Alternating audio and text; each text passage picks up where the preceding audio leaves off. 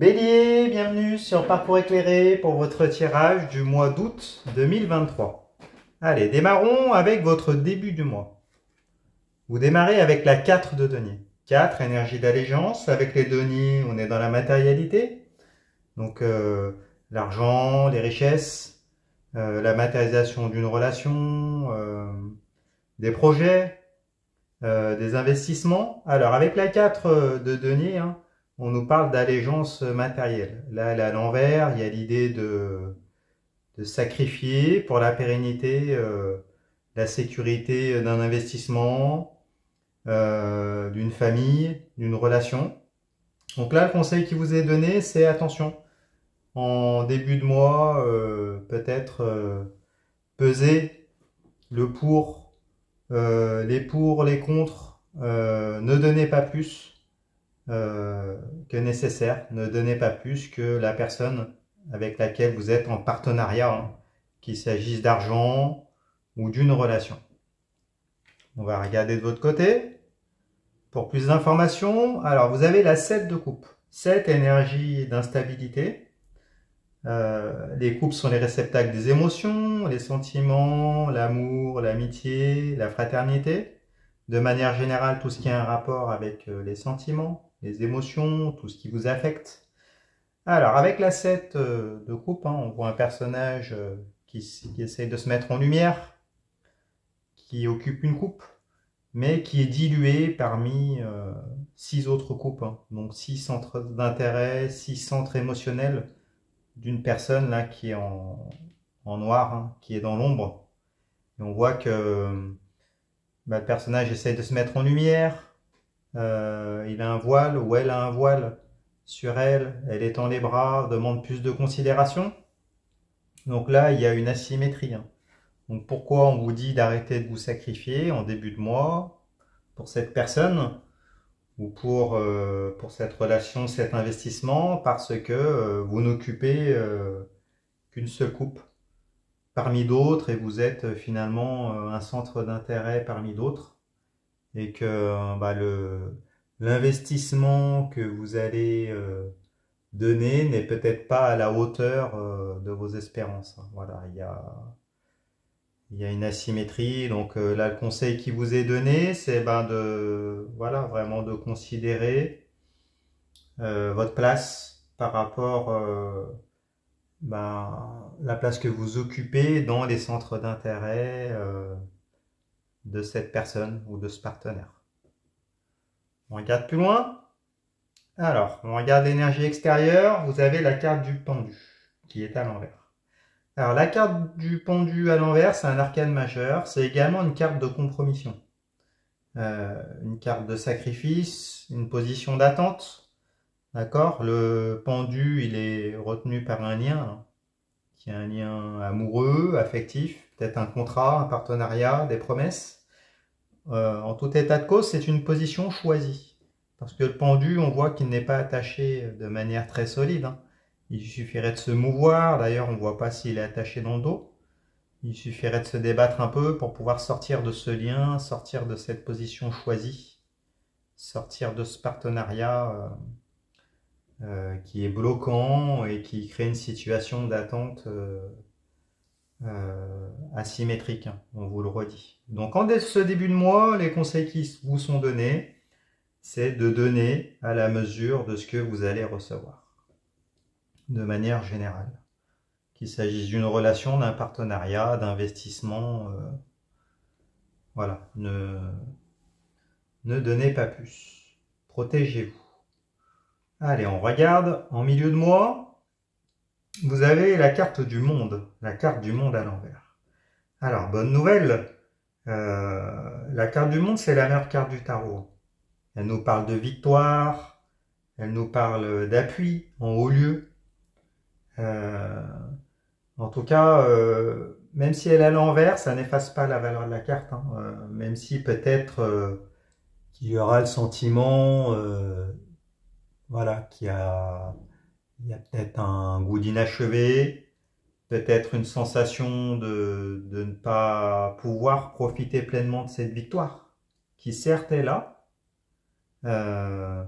Vous allez gagner, mais peut-être que ça aura également nécessité de faire des choix, et puis peut-être de tourner le dos à certaines personnes, ou peut-être que certaines personnes vont vous tourner le dos.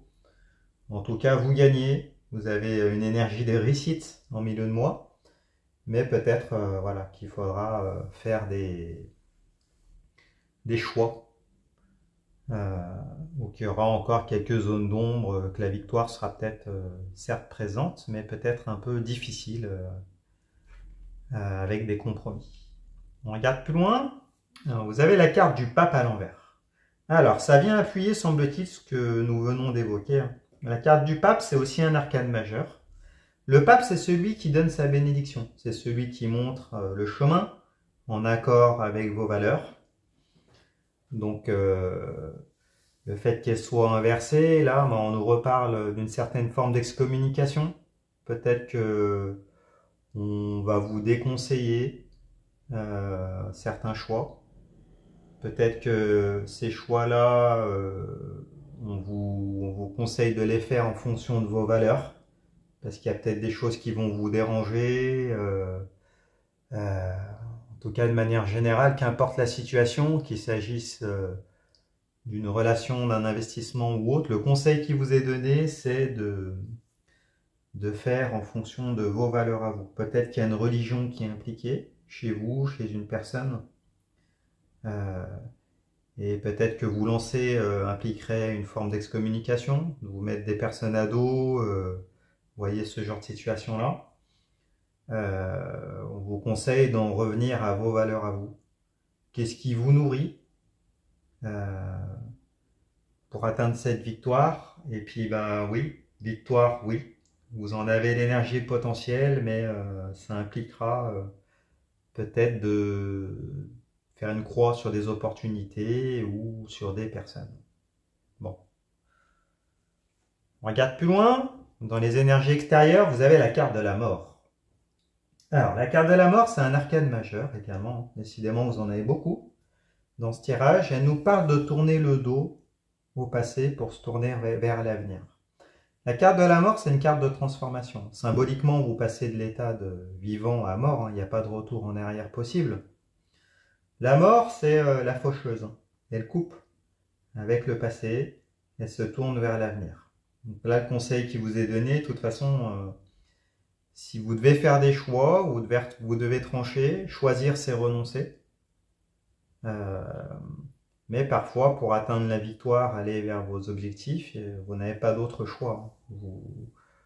Vous obtiendrez peut-être une victoire, peut-être pas totale, hein, vous allez devoir faire des concessions, mais en tout cas, vous avez la force en ce milieu de mois. Hein, là, les énergies sont propices au choix.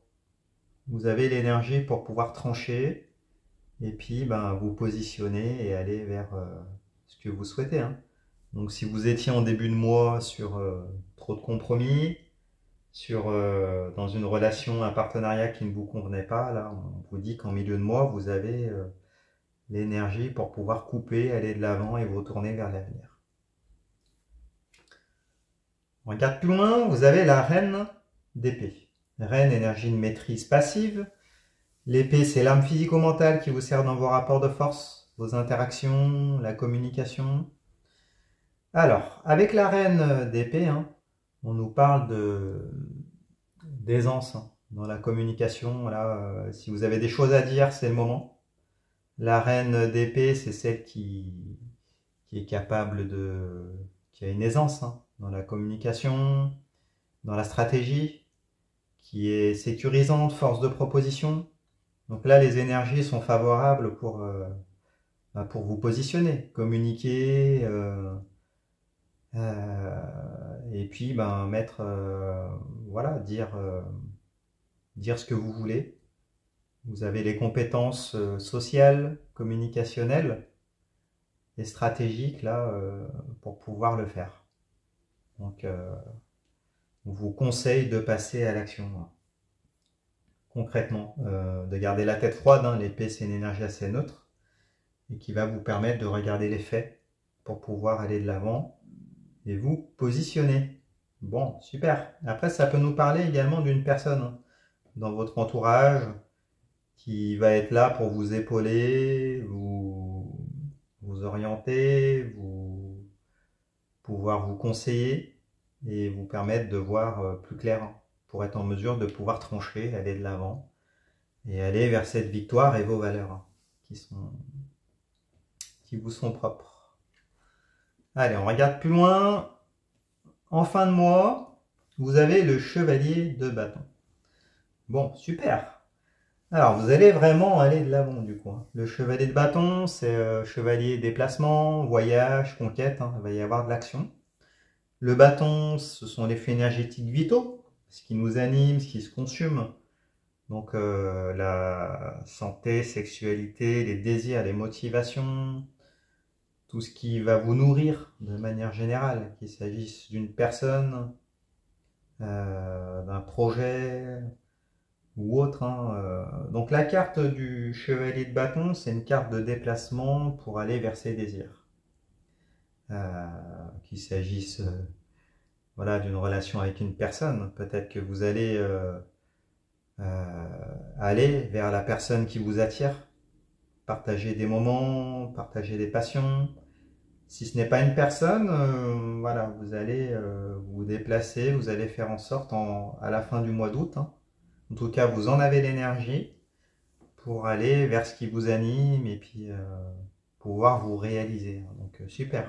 En plus c'est à l'endroit, donc si on regarde là l'évolution du mois d'août, tout devient positif, il y a du mouvement, vous étiez dans une position d'immobilisme choisie, et puis là vous allez avoir la force pour aller de l'avant et pour pouvoir entamer une nouvelle année scolaire dans les meilleures conditions. Alors de votre côté, donc on revient de votre côté, vous avez la carte des amoureux, l'arcane majeur, qui est en position inversée. Alors la carte des amoureux, elle nous dit que vous êtes à un carrefour de votre vie. Vous allez être face à un choix, face à des chemins, et il faudra choisir lequel vous allez prendre. La carte des amoureux, elle nous parle également de désir. Peut-être qu'il peut s'agir d'une nouvelle personne, ou vous hésitez, ou une personne va se présenter à vous, ou alors elle est peut-être déjà dans votre vie. Il va falloir vous positionner, et peut-être que s'il s'agit d'un projet ou autre, pareil, là vous êtes à un carrefour de votre vie, ça va être un choix difficile.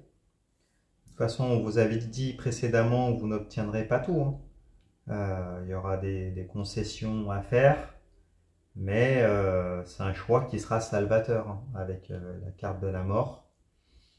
Vous savez que vous allez devoir trancher, vous allez devoir décider.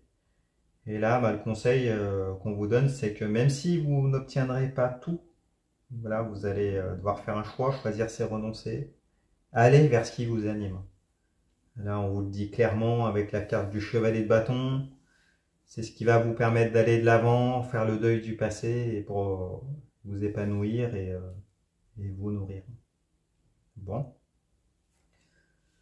On regarde la dernière carte dans les énergies qui sont extérieures à vous, ce qui vous entoure. Vous avez la 7 de denier. 7 énergie d'instabilité, avec les deniers, c'est la matérialité, l'argent, les richesses, les possessions, le foyer, les projets, tout ce qui a un rapport avec la matérialité, avec les 5 sens également.